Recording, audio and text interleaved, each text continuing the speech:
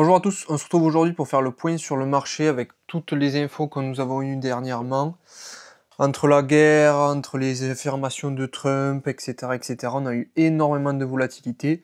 Je voulais vous faire un petit point pour vous expliquer ce que je voyais à court terme par rapport au scénario que je vous explique à chaque fois qu'on se retrouve. Donc là, on va refaire un tour sur le groupe, du coup je vous envoie les news. Donc on a eu donc dimanche, il y a Trump qui a bombardé l'Iran, donc forcément on s'attendait à de la volatilité. Suite à ça, donc forcément les marchés ils ont complètement craché. Donc sur la journée de dimanche, on a vu le Bitcoin passer, il me semble, de 105 000 à 98 000 dans la soirée, quelque chose comme ça. Donc crash assez important. Donc du coup, on avait une grosse problématique par rapport au détroit d'Ormuz. En fait, c'est un point de passage important dans le monde pour le pétrole. Et si on fermait ce détroit, en fait, on avait la probabilité d'une grosse chute beaucoup plus marquée sur les marchés parce qu'en fait, il y aurait les marchés mondiaux qui auraient chuté côté bourse et en fait, ça nous aurait impacté directement.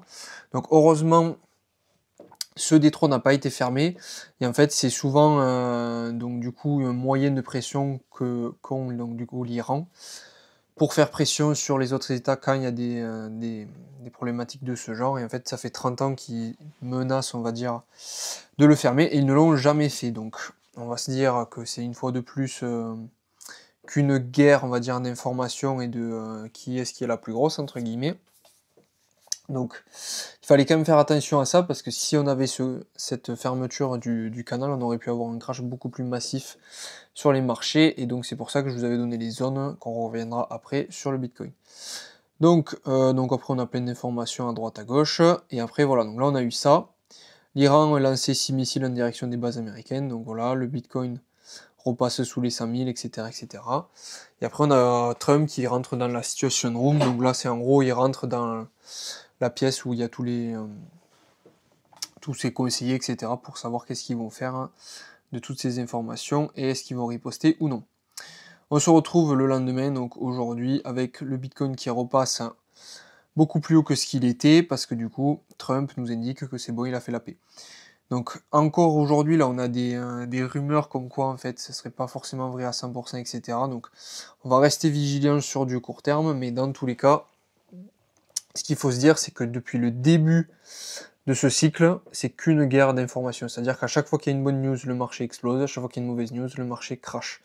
Donc il faut vraiment rester spectateur et prendre assez de recul sur le marché pour pas être émotionnellement impacté, parce que forcément, si vous regardez chaque news et vous voyez votre portefeuille monter de 10%, baisser de 10% le lendemain, ça va être compliqué de tenir. Donc faites attention à ça. Si vous avez des questions, sinon vous n'hésitez pas.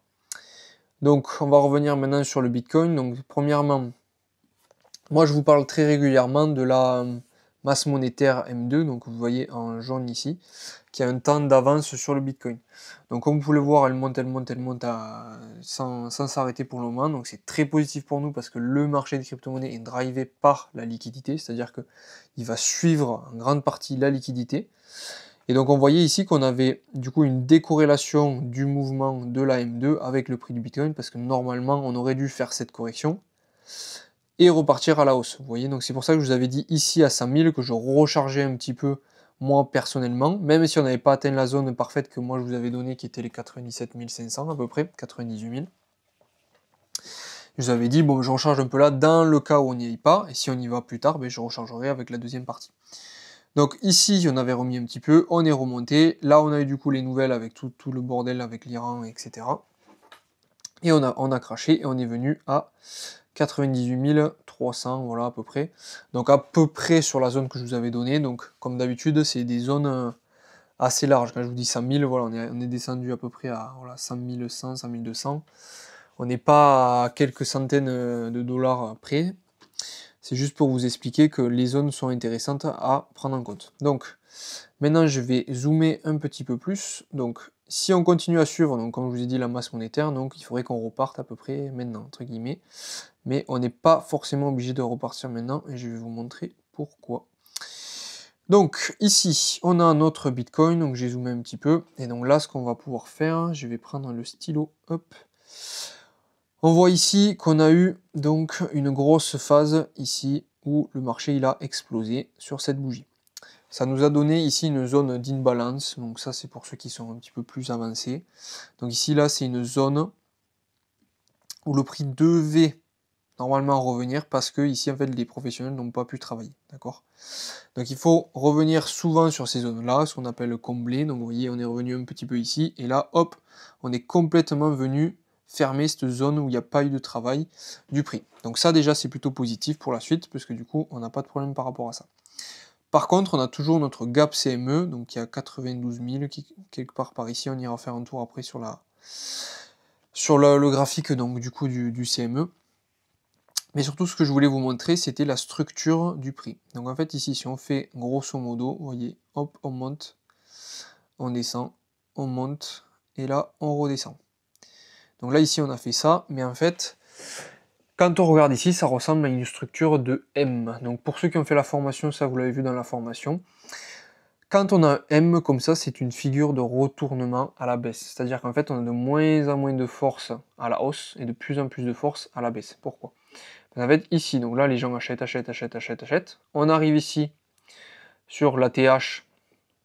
Donc l'ancienne ATH, on remonte un petit peu. Tous les gens qui étaient en position, il y en a beaucoup qui ont vendu ici. Donc beaucoup. Je dis beaucoup, mais il n'y en a pas eu énormément, mais c'est pour vous expliquer.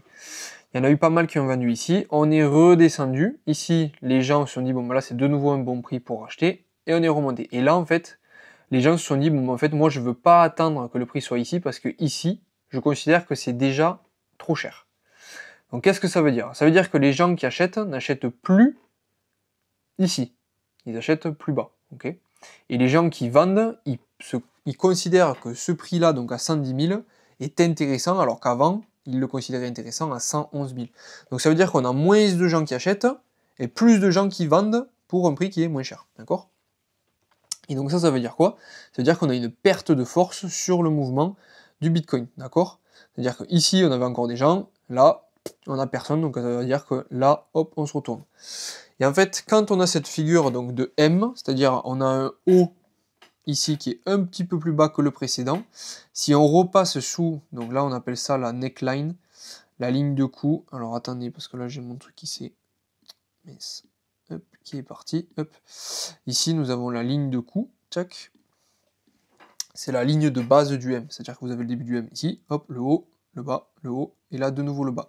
Et en fait, quand nous allons dépasser ce point bas, souvent, on a une grosse chute à peu près de la hauteur du M. C'est-à-dire que si par exemple là, on a la hauteur du M, donc qui fait à peu près ça, hop, et ben on pourrait voir ce même retracement ici, d'accord?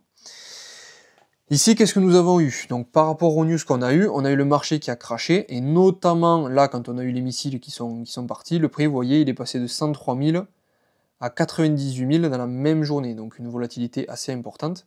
Et en fait, ici, nous sommes passés en dessous, donc du coup, de cette ligne que je vous ai mise ici, qui considérait donc le bas du M. Et en fait, ça, beaucoup de gens l'ont vu, et se sont dit, bon, mais en fait, quand on fait un M, c'est une figure chartiste, c'est-à-dire une figure avec les bougies. C'est une figure très forte qui nous dit souvent, en fait, on va cracher. Donc en fait, ici, les gens se sont dit, bon, ben voilà, c'est fini, on va cracher, on va venir donc vers ici. Donc combler potentiellement le gap CME, donc vous voyez les 92 000 qui font à peu près sens par rapport aux zones que je vous avais données. Le problème, c'est que ici, donc, enfin le problème, pour nous, ça va pas être trop grave, mais je vous explique.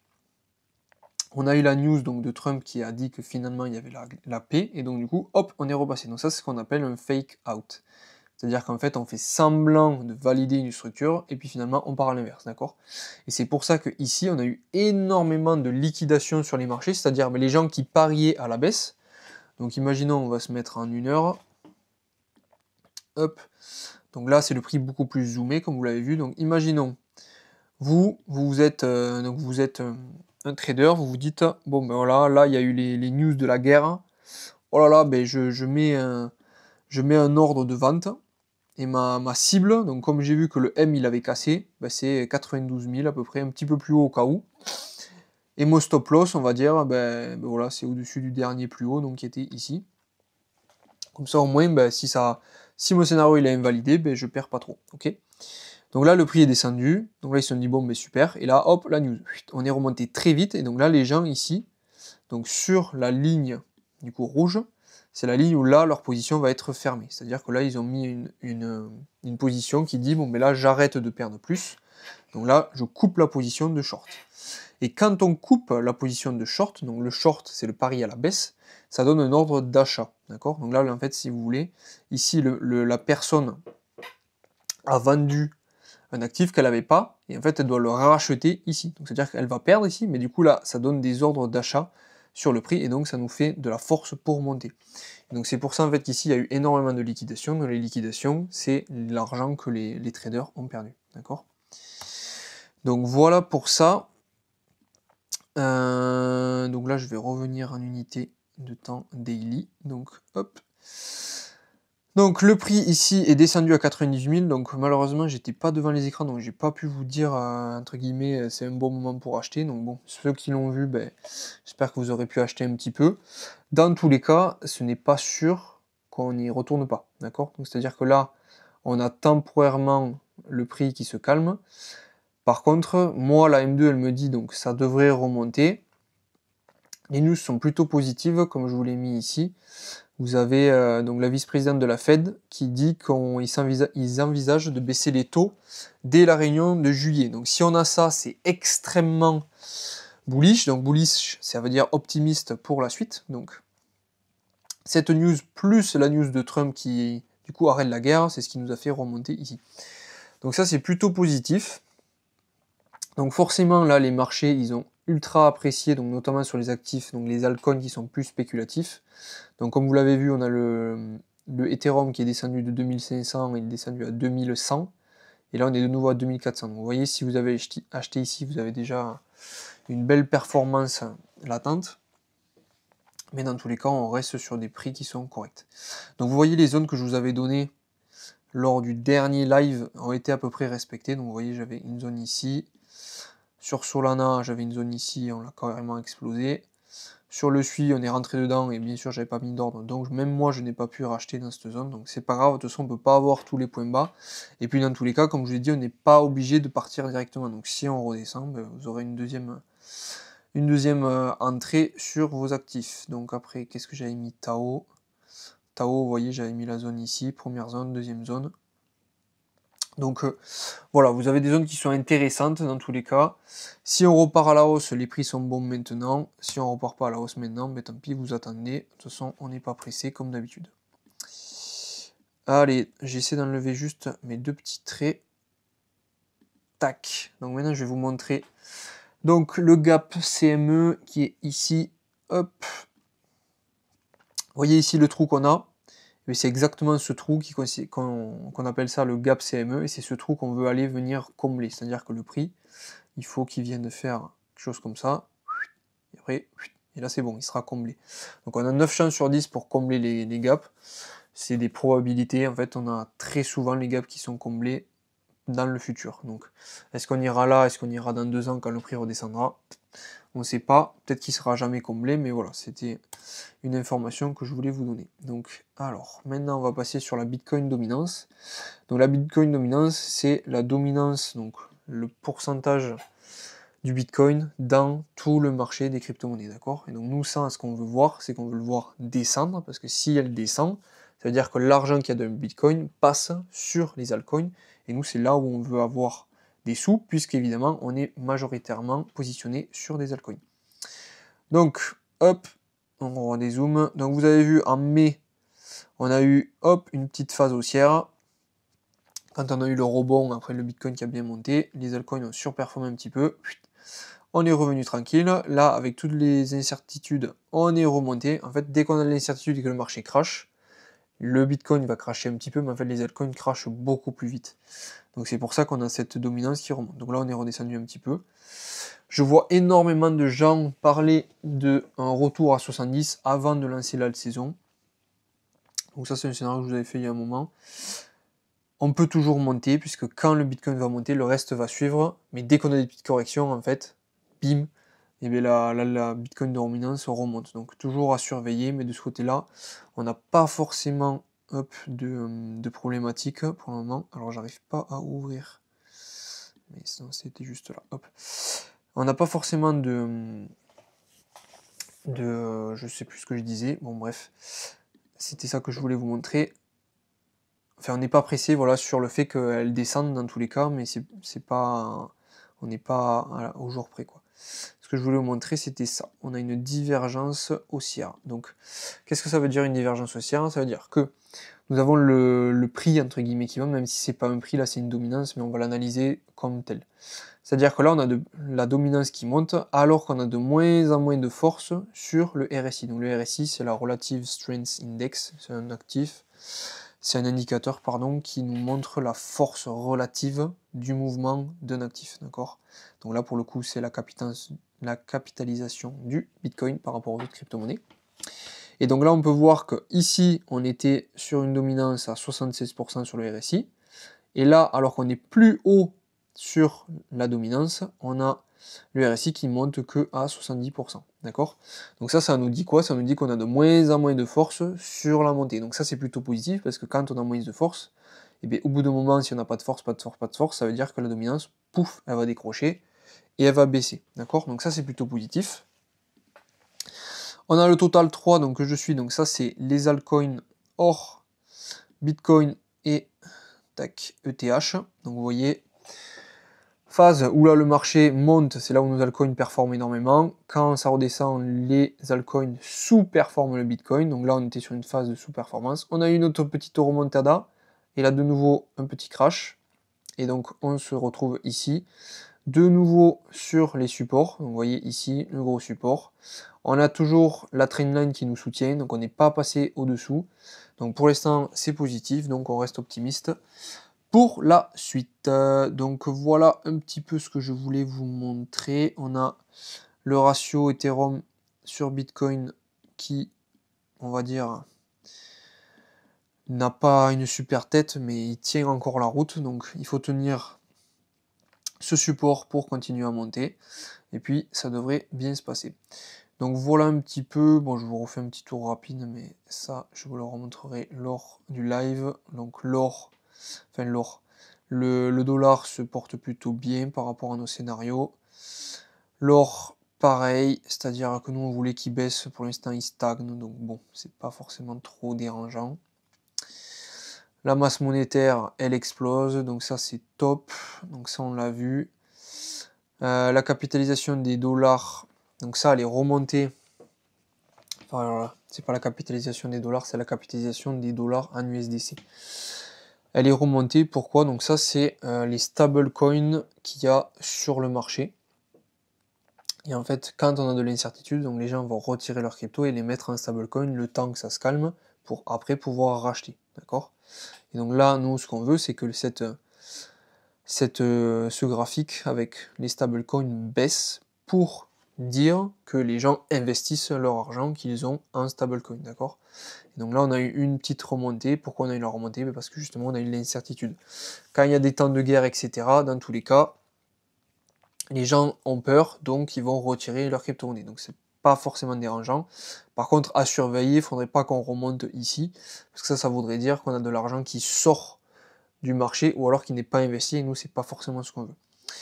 Donc, à surveiller, et donc du coup, nous, pour notre Bitcoin, donc, hop, donc ça, c'est des scénarios que j'avais fait il y a un moment, apparemment.